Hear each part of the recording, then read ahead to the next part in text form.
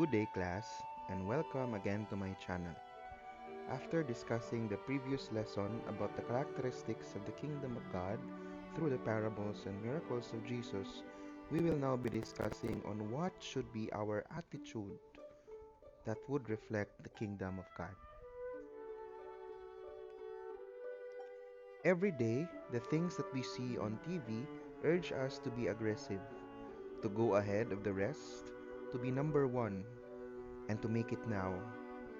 Some TV programs and popular celebrities shows us what type of clothes to wear, cars to own, places to visit, and friends to be seen with, all in the style of the rich and famous.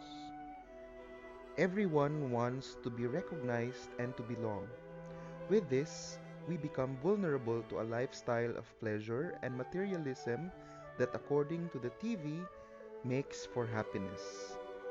But Pope Emeritus Benedict XVI has something to say about this. There are so many messages above all through the media that are being directed toward you. Be vigilant, be critical, go against the current.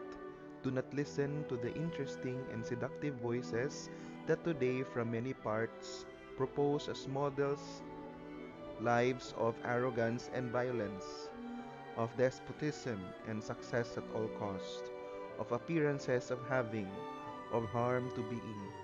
Do not be afraid, dear friends, to prefer the alternative ways indicated by true love. A sober way of life, attentive to others, affectionate relationships that are sincere and pure, an honest commitment in study and work, deep interest in the common good.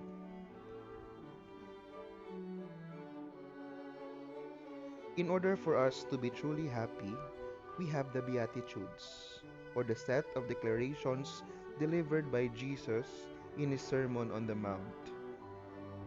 The Beatitudes are ethical and spiritual standards for those who would want to follow him. The Beatitudes give us the formula for a worthwhile and happy life. These Beatitudes would tell us a paradox, that God's way up is down. For our lesson for today, this will be our learning objective. For us to enumerate and describe the Beatitudes. These are the Beatitudes.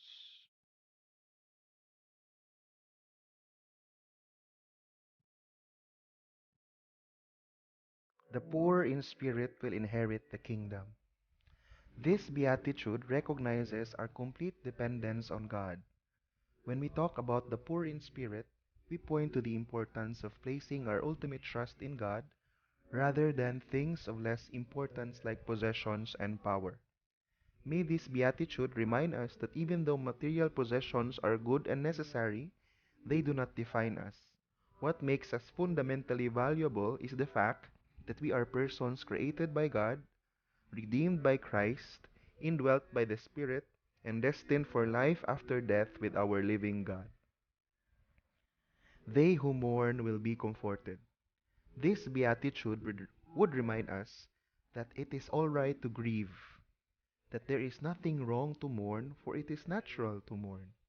Even Jesus himself experienced sorrow and mourning, like when he heard the death of his friend Lazarus, during his agony in the garden, and even on the cross. This would tell us that just as sadness is part of life, so is comfort. When in grief, we should open our hearts to the Spirit's presence through prayer. The Spirit comforts us through other persons. He inspires others to manifest Christ-like compassion and reach out to us in authentic love. The meek will inherit the land. To be meek is to be humble, gentle, patient, and not ever ready to take offense. In the end, those who remain meek and humble instead of being arrogant come out winners because their behavior shows that they are in control. They are in charge of the situation more than those who are reactive or those who easily lose their cool. Those who hunger and thirst for righteousness will be satisfied. This beatitude would tell us that Jesus wants us to actively pursue what is right, to fight against anything that stands in the way of justice and righteousness. A person who truly hungers and thirsts for righteousness will go to great lengths to pursue justice, because there is no sacrifice too great to make to attain our destiny, a life with God. The merciful will be shown mercy. Being merciful, being merciful involves two virtues: compassion and forgiveness. The word compassion comes from the Latin words compassus, or to suffer with. Compassion is empathy accompanied by an urge to help. It is not pity, but a positive, uplifting attitude. To be compassionate is to be sensitive, kind, and understanding toward those who are in pain.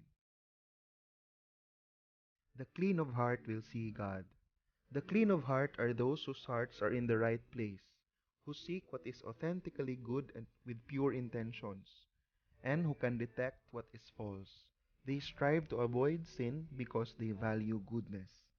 The clean of heart are living the good life, or a life ordered where God is the center.